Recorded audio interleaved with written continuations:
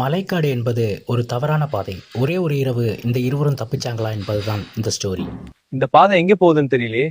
ஆமா, 2 பாதையும் தெரியல. என்ன செய்யலாம்? இடது பக்கம் போகலாமா? அது சரியா இருக்குமோ? மலைக்காட்டுக்குள்ள நடக்கிற இந்த பயணம் அவங்களுக்கு ஆரம்பத்துல சாதாரணமா தான் தோணுச்சு. ஆனா மலைக்குள்ள எந்த பாதையும் நம்பிக்கைக்குரியது இல்லைன்னு அவங்களுக்கு தெரியல. ஒரே பாதை இரண்டா பிரிஞ்சது. முன்னாடி போகலாமா திரும்ப போகலாமா அந்த ஒரு முடிவு தான் எல்லாத்தையும் மாத்திச்சு. மொபைல் போன் எடுத்து பார்த்தாங்க, சிக்னல் சுத்தமாவே இல்ல.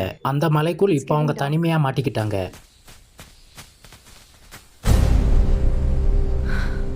அந்த அமைதியை ஒரு மழையோட சத்தம் உடைச்சது. மழை வருது, வேகமா ஓடலாம். சரி, பின்னாடியே வரேன். இன்னும் கொஞ்சம் தூரம் ஓடு. எதிர்பார்க்காத மழை பாதை நழுவ ஆரம்பிச்சது. அவங்க போற வழியில சிறிய பாறை குகையை பாக்குறாங்க. இப்போ அந்த பயணம் உயிர் போராட்டமாவும் மாறிடுச்சு. அந்த குகையின் வெளியில ஒரு நிழல் நகர்ந்து போச்சு. ஐயோ, என்னடா இது? அமைதியா இரு, நான் பாக்குறேன். ஏதோ சத்தம் கேக்குது, போகலாம். பயப்படாதே, நான் இருக்கேன். மறுநாள் காலையும் ஆயிடுச்சு. பசியும் தாகமும் அவங்கள வரட்டி எடுக்குதுன்னே சொல்லி ஆகணும். ஆனா எதுக்கும் கவலைப்படாம இருக்கிற தண்ணீரையும் வைத்து அவங்க முன்னாடி போகவும் செய்யறாங்க. அவன் பசிக்குது, கொஞ்சம் தண்ணி கொடுக்க முடியுமா? இதுல எடுத்துக்கோ, நம்ம சீக்கிரம் சாப்பிடுவோம். ஒரு குழிக்குள்ள அவங்க தவறுதலா கீழே விழுவும் போனாங்க. ஆனா அந்த கை விடல, அவங்கள காப்பாற்றவும் செஞ்சாரு.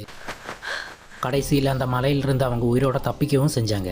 ஆனா அதை மறக்க முடியாத அனுபவமாகவும் அவங்களுக்கு இருந்தது. சில பயணங்கள் நம் வாழ்க்கையை மாற்றிடும், ஆனால் அந்த மலை அவங்களுக்கு அதை கற்றுக் கொடுத்தது. அண்ட் இந்த வீடியோ உங்களுக்கு பிடிச்சிருந்துச்சுன்னா மறக்காம சப்ஸ்கிரைப் பண்ணுங்க, சப்போர்ட் பண்ணுங்க, பெல் ஐக்கானை கிளிக் பண்ணுங்க ஃப்ரெண்ட்ஸ்.